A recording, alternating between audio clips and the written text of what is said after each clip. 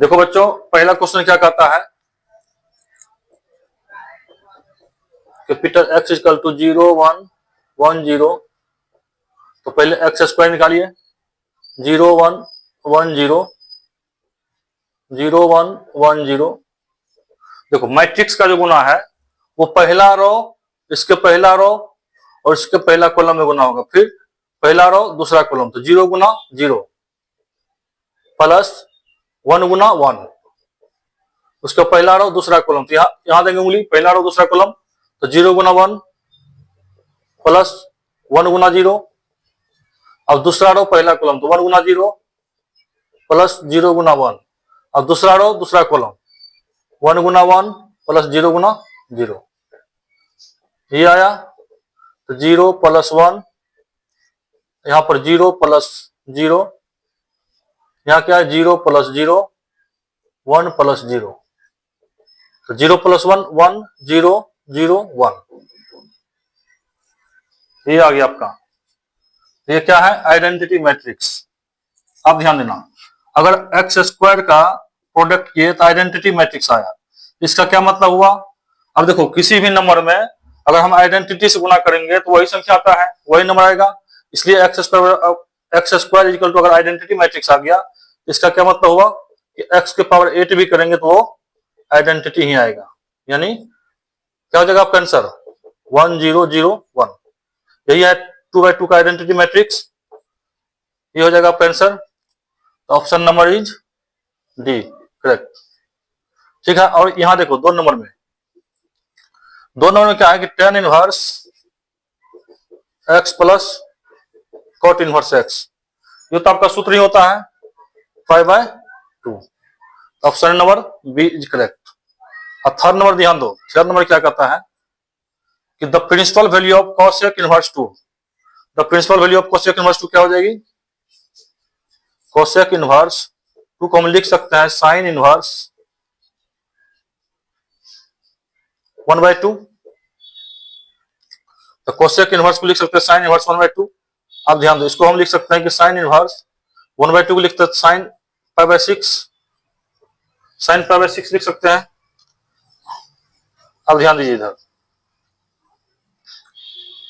तो sin inverse sin π/6, तो sin inverse sin π/6 एक प्रॉपर्टी बताए थे कि sin इनवर्स sin थीटा, ये इक्वल थीटा का होता है कब, थीटा बिलोंग्स टू -π/2 से π/2 के बीच में अगर हो, तब sin inverse sin theta theta के इक्वल होता है। इसका क्या मतलब हुआ, sin इनवर्स sin π/6, तो π/6 जो है -π/2 के से π/2 के बीच है, इसका मतलब ये भी आ जाएगा π/6।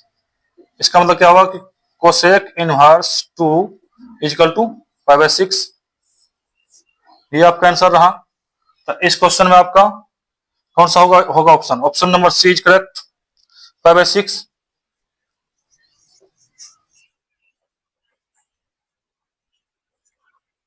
देखो बच्चों, ये 4 नंबर का क्वेश्चन क्या कह रहा है,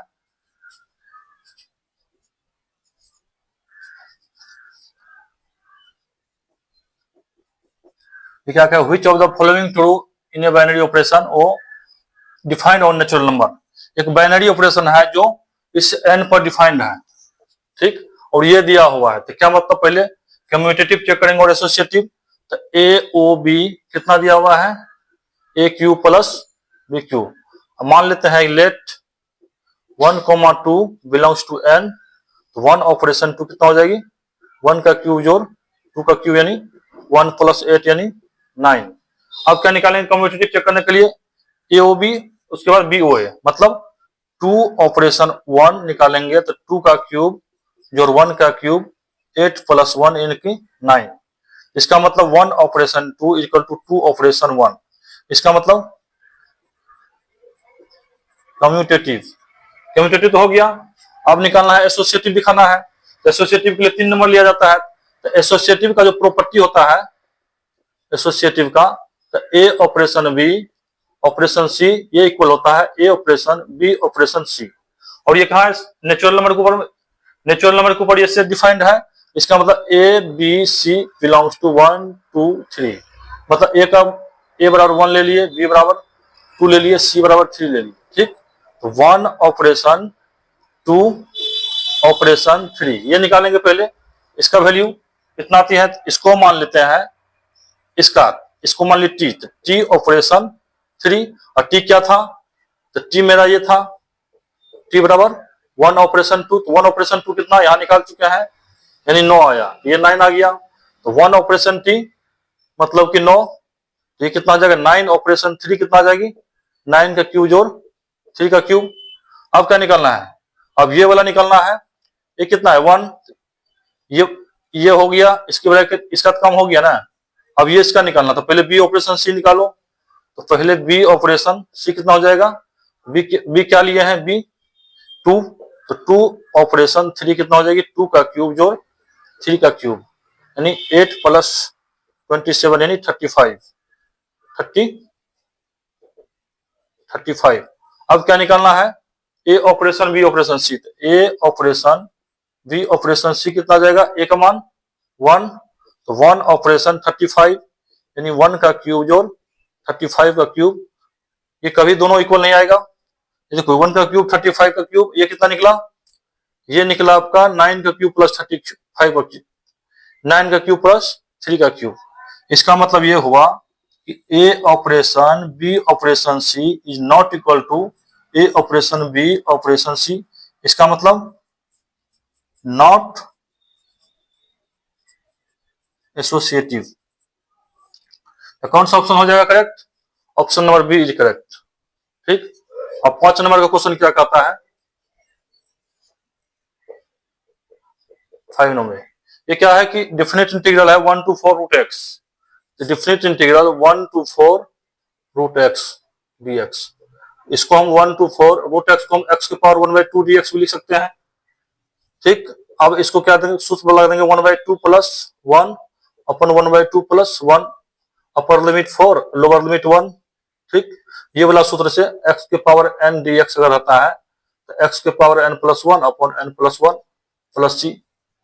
ये वाला सूत्र बताए थे, जब x के पावर n है तो n में 1 जोड़ देंगे, जो ऊपर होगा उसको नीचा नहीं देंगे। ये होता है आपका इस फॉर्म का इंटीग्रल का ये फॉर्मूला, तो इसी फॉर्मूला पे इसको सेट किए हैं।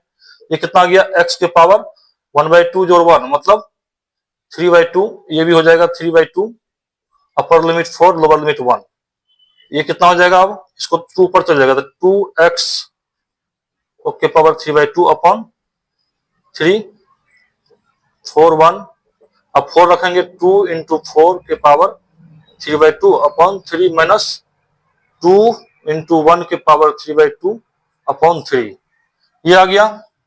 कैलकुलेशन कीजिए, 2 into 2 के पावर 2 कितना गया, 3/2 अपॉन 3 माइनस, ये तो 1 के पावर में कुछ हो गया 1 आता है, ये कितना हो जाएगा, 2 गुना 1/3, तो 2 गुना 2 से 2 खत्म, 2 के पावर 3 8/3 माइनस 2/3, ये कितना आया 16/3 माइनस 2/3 यानी 16 माइनस 2/3 यानी 14/3, ये आपका आंसर है।